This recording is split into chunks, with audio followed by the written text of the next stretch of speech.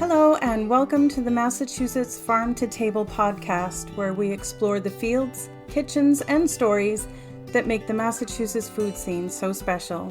I'm your host, Nissa. Each week, we'll connect with farmers, food producers, and the community that makes the Commonwealth's food scene so vibrant. Join me as we meet the passionate farmers, food producers, and chefs who are shaping the farm to table movement right here in Massachusetts.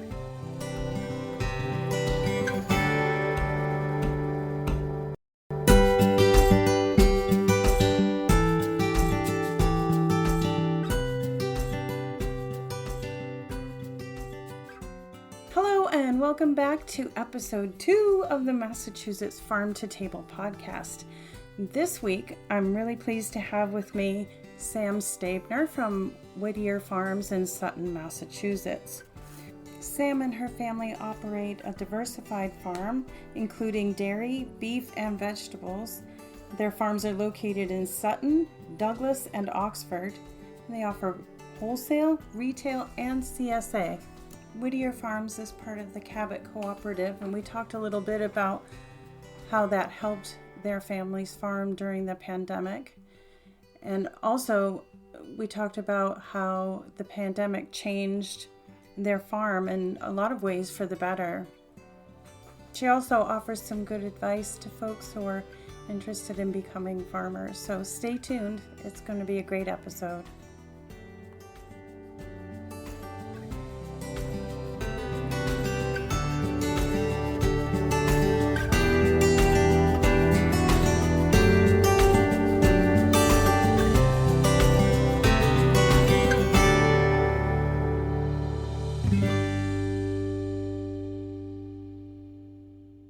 Good morning, Sam, and welcome to the podcast. Good morning, Nissa. How are you? I'm well, thanks. Looks beautiful where you are. It is. Should be a good day. Sam, can you tell me a little bit about your family's farm? Sure. So Whittier Farms is a multi-generational dairy, beef, and vegetable farm in the heart of central Massachusetts. We're located in Sutton. We're actually closer to the 395 highway than we are the 146 corridor. We farm in Sutton as our hometown. And then also crop in Oxford and Douglas. So we're nestled right in the corner and have the ability to farm in 3 communities. I said multi-generational. I'm the 5th generation to do this with my sister, her husband, my husband, and our parents, and our uncle. So it's as well as a lot of non-family staff from our community that help make this all possible. That's really incredible. So you said 5th generation. What year was that when it started? So 1945 is when my great-grandfather, his brother, and their father decided to purchase 2 foundation Holsteins and take kind of, the family farm into a business. And I always like to tell everybody, think about the economic situation that was happening in New England at that time period and some of the changes that were coming about. And it all kind of starts to make sense as to what they were starting to do. They had an opportunity to buy those cows, really lay the roots in dairy and move forward from there. They were able to buy a couple pieces of property as the years went on to grow their business. And over the years, our family has been in everything from dairy to equipment sales, landscaping. They got into some excavation work at one point, and they've always diversified. So for my family currently, the vegetables came about as a 4-H project in the 70s. So now it's a 20-acre project that has it's full-fledged business on its own. And we have, we kind of always share that it started as a 4-H project. So always encourage your kids to do what they want and just help them succeed, because you never know. The beef started out as we needed to do something more than just putting our bull calves on the auction trailer. We weren't making money doing that. We had started hearing about local beef and some of the successes people were having. So we decided we were getting $5 per calf when they were going on the trailer at that time. And this was about 10 or 12 years ago. So my dad's words were, well, let's try raising a couple steers. We have to make $5 or more. We almost didn't make $5 on our first one. And that's because nobody knew we had beef. They didn't have a clue. And if people don't know you have a product, you're not going to sell it. So here we are, we got freezers full of beef, brand new product, no customers. So it took a lot of grassroots, a lot of just word of mouth to tell people, we're raising beef, we're starting this, we're giving it a go. And I can tell you, a decade later, we're doing very well with our beef. Right. As a consumer myself of the beef, the flavor is fantastic, but just from management perspective and business perspective, the beef was a great diversification for Whittier Farms. The vegetables, like I said, from the 70s, today we've actually branched out, and instead of just doing wholesale and retail, we have included farm shares as part of our vegetable production. So we're making that a big piece of what we do. And our farm store has been open to the public in some fashion pretty much since the start of that 4-H project in the vegetable field. As soon as they started having extra vegetables from the 4-H project, my dad opened a little card table with a tackle box, cash box. And today that tackle box and cash box is a year-round building, with electronic point of sales and a full staff and people coming in every day throughout the year, which is just a testament to what the community needed and what we've been able to provide to our community. So you've been in the community for a long, long time. I imagine the support has been really good for you all. We're fortunate. A lot of times I don't think there's not a lot of big farms around us. Like, it's not like Woodstock, Connecticut. It kind of comes to mind when you think, oh, it's a big agricultural community. But there's a lot of people that are very interested in farming around us, and they understand that farming has a historical root here in Sutton, Oxford, and Douglas, and they're very willing to support those ventures. And I think just the general sense of people right now, they want to know where their food's coming from. They want more than just what's available in the grocery store. So people are very interested. We're 5 generations into this. You wouldn't be 5 generations without the community that's around you. So we're really try to recognize that through our farm tours and community engagement to recognize that we would just be a farm with a wholesale market without our community. But instead, we have the opportunity to put it, vegetables that are harvested in the morning are being eaten for dinner across our community because people come out to support us. So you've got a lot going on. So if you could pick one of your farm enterprises and take us from the beginning, either a seed or the birth of a calf, right through the end of production. Yeah. So I'll do something a little bit different, right? So I think we've got a huge community in the Farm to Table network of people that are doing vegetables and beef, or apples and things like that. So why don't I do dairy? For Whittier Farms, we are one of about 500 farm families in New York and the 6 New England states that are part of the Cabot Creamery Cooperative. So all the milk from our cows since 2008 has been sold to the Cabot Creamery Cooperative.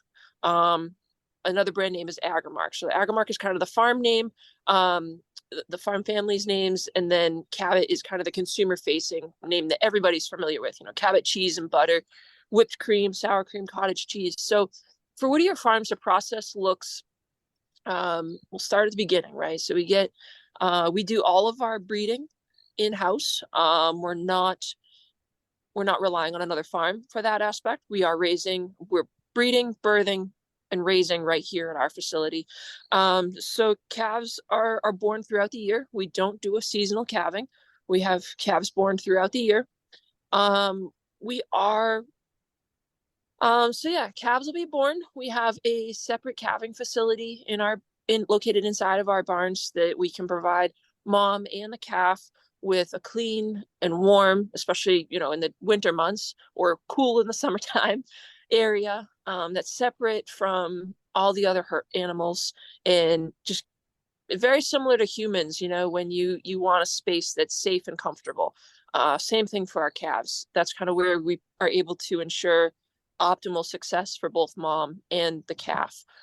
The calf will then be raised here at Whittier Farms. Mom will get any care that she needs and then go back with our milking herd. Then the calf will be raised in a calf hutch. Because of our location and where kind of how many cows we have and what we're doing, we have a number of calf hutches that we can provide individualized care to those animals. The calf will be in the calf hutch for just a couple of months while she's bottle fed and then bucket trained and then starting to eat a little bit of hay and grain, and then moving from an all milk based diet to, that weaning process until she's fully on water. And at that point, she'll move from an individual hutch to a double hutch, where that process is trying to get those two animals to share. And I equate this to anybody we do a lot of preschool tours. So we get to kind of see that firsthand in humans as well as our calves. And it is so similar to watch that process. There's a little bit of bumping that goes along with those two calves as they try to figure out, we both have to get to the feed bunk. We both need to get to the water, and we both need an area in the pen to sleep. So you get to see that process, and it's just part of animal nature.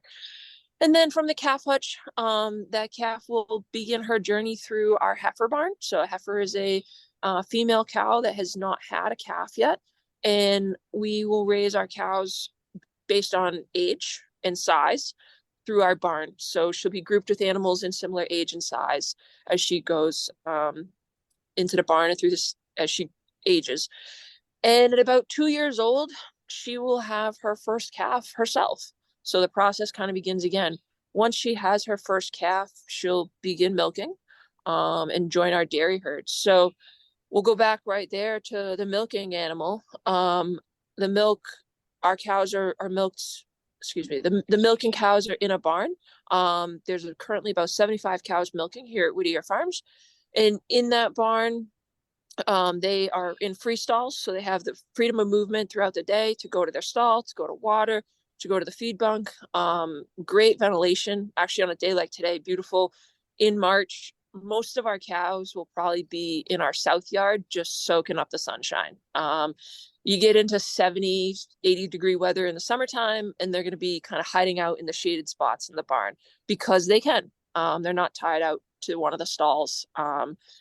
We pasture our dry animals right now. So any of the cows that are basically waiting to have their calf, they're dry about 2 months ahead of their calving. So those are our pastured animals. Right now, we don't pasture our milking herd. The milking animals are milked twice a day. We milk in the early morning and then mid-afternoon. And we currently see a milk truck every other day. So the milk truck will pick up loads of milk from our farm as well as other farms in the area and truck it to the nearest dairy processing facility. For Cabot, it's West Springfield, Mass. is their butter facility, butter and dry milk powders. So geographically, I can tell you that a lot of our loads of milk head that way. Because we have a retail farm store, Whittier Farms is then able to go one more step with our co-op. We buy direct from our co-op every single month to fill our farm store with, I'm willing to say it out loud because I don't have anything on paper that says I'm not. But in my observations, we have the largest selection of Cabot cheese in the area. So right now we carry over 50 different Cabot products, and it's amazing. We could do the same thing with vegetables. Like I said, vegetables being picked in the morning or being eaten in the afternoon by our community. You can come into our store and you can buy a tenderloin steak and take it home and grill it for dinner that night. I'm curious, how were you all impacted in that whole process during the pandemic when things were not moving very easily across state lines? Did it affect Cabot Co-op? Yeah, so from our perspective, it was kind of a tricky time as well. I'm going to try to not give a milk economics lesson here, but We'd need a lot longer day for that. But there was a lot happening in the milk market just before the pandemic. Our co-op was right in the middle of trying to institute a base access program to kind of deter excess milk from coming into the co-op. But the base access program was something that started right before the pandemic. So when the pandemic hit and wholesale, your schools, your institutions, a lot of your businesses aren't buying products for their cafeterias, or restaurants aren't buying from the marketplace, it changed Cabot's products. So a lot of, and just like a lot of other people that were involved in food service and retail, you had to have almost this overnight shift into retail. And Cabot was no different. Just like we were managing at our farms the safety of our families and our staff and our customers, Cabot was trying to do the same thing while still, milk's not one of those things that you can put in dry storage and say, when this is all over, we'll come back to it. We still had to get milk out in there. So milk trucks still had to come to the farm. We, tried to make sure that from the farm level, we took precautions to make sure that our drivers had, the same safe access that they've always had. Try to tell, our herdsmen and anybody that's around that anytime a driver, whether it be the milk truck driver or a farm store delivery driver, just the same thing everybody was being told: give space, wash your hands, give a little bit extra space, but from a milk perspective, milk's got to flow. It's got to go somewhere. Cabot was definitely faced with some challenges in making sure that things had to move. And that's why being part of the co-op is definitely beneficial for us, is that responsibility was one that our family didn't have to take on. That was people in the co-op were taking on that responsibility of making sure milk was still moving. And at the farm level, we were responsible for making sure that our farm was safe, our people were safe, and we kept driving forward. So, on top of the dairy, we have a farm store. The grocery stores were overrun. So when Walmart and the grocery stores didn't have anything in the pandemic, they came running to our farm store. We changed our process overnight. We actually locked the front doors of our farm store and we serviced all of our customers out in the driveway. That kind of initial panic response, because it was a warranted response. The night before we came back from an event and our store was just swamped with people. I was watching people just grabbing everything in sight because national news was that we were shutting down for 2 weeks, right? The infamous 2 weeks. And it looked like a mob scene that literally overnight we just started talking about. That's not safe, regardless of what's going on in the world. Like, people panicking is not safe. So how can we make this safer for our staff and our family and our customers, and make sure that we can help everybody in the process? So we did. We came in, and it was Saturday morning, March 14th. My mom said to me, she goes, "What do you want to do?" I said, "I don't know. I don't know." And I said, "What happens if we close our doors?" She goes, "We can't close. Like, we can't afford to close. You just, as a business, you can't afford to close." I said, "No, but like, what if we don't let people in the store and we go to them, go to their cars?" She said, "We can try it." So that instituted a months-long process that evolved into exclusive curbside pickup. People would call us, and then we later built an online platform for ordering using Square. We didn't have one, so when I say we built it, we used Square's templates and stuff and got it running essentially overnight. And we had people just call in or go online and order from us. And like I said, we did that for months. And because of the footprint of our farm store, we realized that we just couldn't physically service enough people in a day to open our doors. We kept our doors closed through 2021 and actually opened a window, a sliding window. So like, think of an ice cream window. We had our building is already equipped with those. My grandfather thought when they in the building process, he wanted to serve ice cream, but we have the sliding windows. So we started using window service. You could come to the window, place your order. It was very reminiscent of the kind of the old school grocery stores where you'd go to the counter and then somebody would go, to the back and get all your stuff. So we did that until the spring of 2021.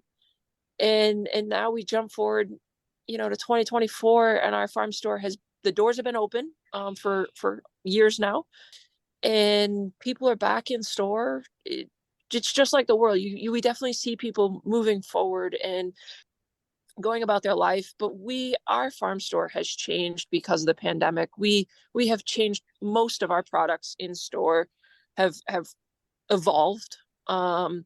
We have changed the physical layout of our store more times than I can count to better our community. And you know what? It's working. It's working. We get up every day and hope that people will come to the farm store and purchase from us. And every day we're listening to them to hear what else they want. What else can we do to make your experience better? I think every day is a new adventure. And how we interact with our customers, finding new channels to do that and just relating to them. In-person connections have really meant a lot to people over the last 4 years. And we're just trying to continue to build on that. I mean, I had somebody mention to me the other day that, wow, like you guys are so busy. The calendar of events is just huge right now.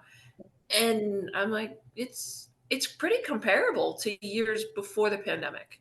For the last few years, we've been trying to rebuild and figure out what we need. Right now, we're able to do some more in-person farm tours and just reconnect with people. And a lot of folks that are here in our community have moved to the area, whether it be to be back closer to family or because they moved out of cities.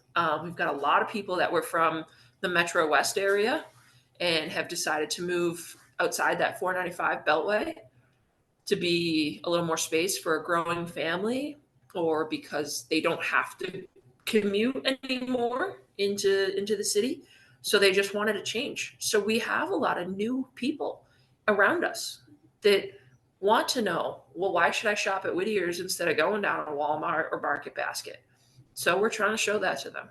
And then we've got a lot of customers as well. And I say customers, but in reality, they're neighbors, they're friends, they're people we see all the time. They feel like so much more than a customer. They've got grandchildren that live in the area now, or they retired through the pandemic. So, now they have the opportunity to connect with us in a new way too. So it might not feel like it's a new way of connecting, but it's just newer connections with people. And that's been kind of special to be part of. Yeah, it's been great. I love how the farming community came together, how folks came together to support farmers. Great, and I think it has changed the landscape a little bit. Yeah, it was certainly a unique experience. We try to, for as challenging as it was and as dark as it got for a little bit there, we have really tried as a family to find the positives in it. I mean, I know directly for Whittier Farms in our family, the pandemic showed my sister that she had a place here at the farm instead of her medical path that she was on. She was in school for athletic training and kind of a pre-physical therapy route. Yeah. And the pandemic forced her obviously to do remote schooling, and we more or less voluntold her for some stuff here at the farm store. And she realized that this is where she wanted to be. So she became our farm store manager. Wow. At the same time, her then boyfriend, I guess, became kind of frustrated in his position with the way stuff was going at the company he was working for. They got engaged and they got married just over about a year and a half ago now. And he is our crops and equipment manager now. So for our family, we just had that super positive influx of Diana and Brett recognizing that they needed to be here. Yeah. And that was really key. And it just really, yeah, I mean, there's so much we could talk forever about all the changes, but we have really tried to take something that was so terrible, and that was much more than 2 weeks, Yeah. A and little bit just longer. Yeah. a little bit longer, try to make it a big positive for us. Yeah, So that's great.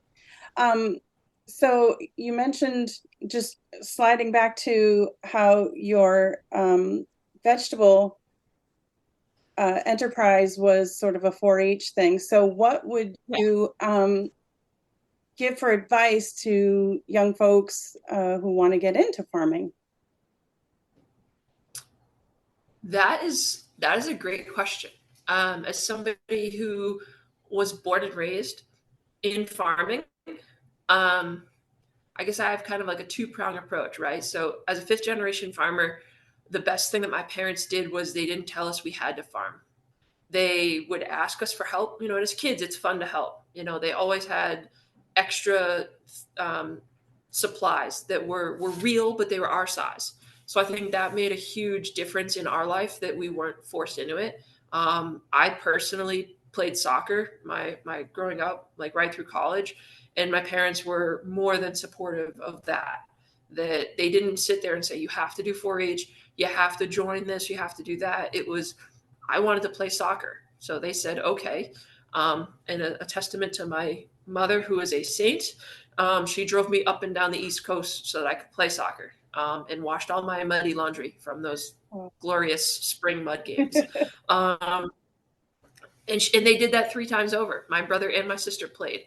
So they supported us. Um, and I think that allowed us to recognize that there was opportunities beyond the farm. I know for myself, I did pursue a couple of those opportunities until I got to a point where it just felt right to be here. It just felt that this was home and this is what I was born to do. And when you get that feeling, if there's somebody listening that's in farming and is, part of a family farm that's not sure if they want to continue, you will know that undeniable moment when it just consumes you that this is what you're supposed to do.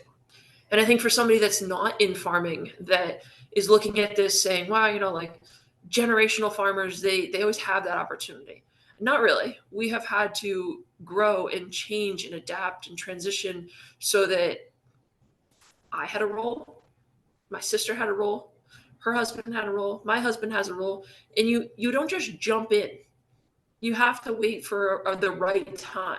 You have to earn it. You have to work for it. And there's things that I have had to learn because I didn't know. And it felt at times, I remember being in my mid 20s and thinking, I feel stupid because I've had to ask a question that there's some teenagers that are farming that they know this. When I was a teenager, I was playing soccer and looking at other opportunities. Didn't think that I would need to know that. So you can learn at your own pace, and I think that's important to know. So I guess for that young person that wants to farm, just get started. Just go. Just do it. I heard some great advice the other night from a gentleman who was retiring. He is not a farmer. He has built a business for the last 39 years and is retiring so that his 2 adult children are taking over the business. His, I believe he said, father always told him, he started his company with $500 in his pocket. And his father said to him, his kids were like 3 and 5 at the time. And he said, don't worry, if anything happens, they always have a place to stay. So you can do anything if you have the right people around you to support you.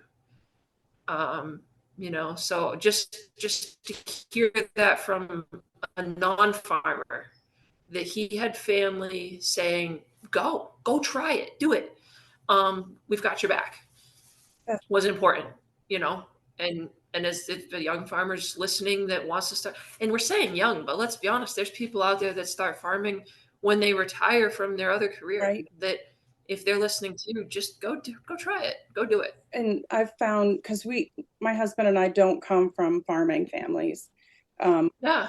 So we're new to this, but we found that other farmers were so supportive and so helpful. And anytime we had a question that, whether it was a big question or a seemingly insignificant question like, duh, we should know this, they were always there with advice. And the one thing that I've learned over more than a decade now is that nobody has all the answers.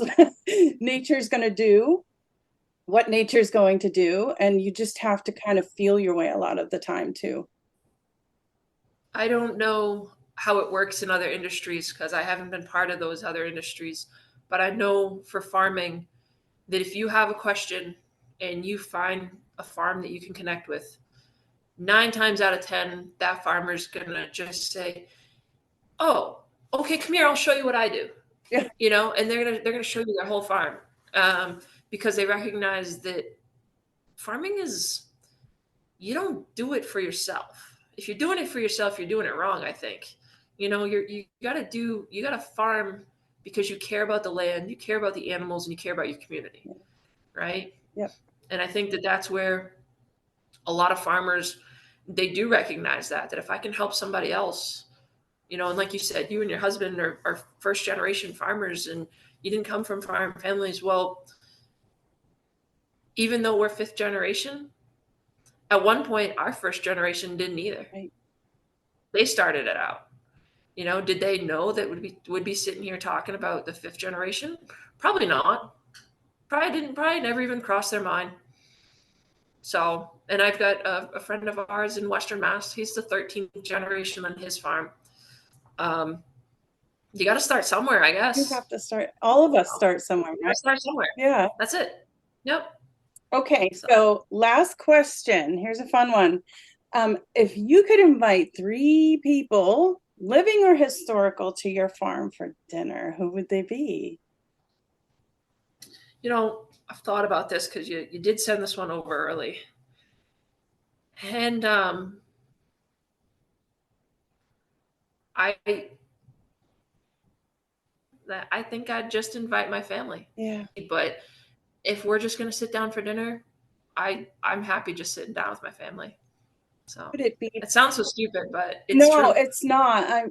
How would it be if you had the first generation of your family could sit at the table with you now? What would that be like?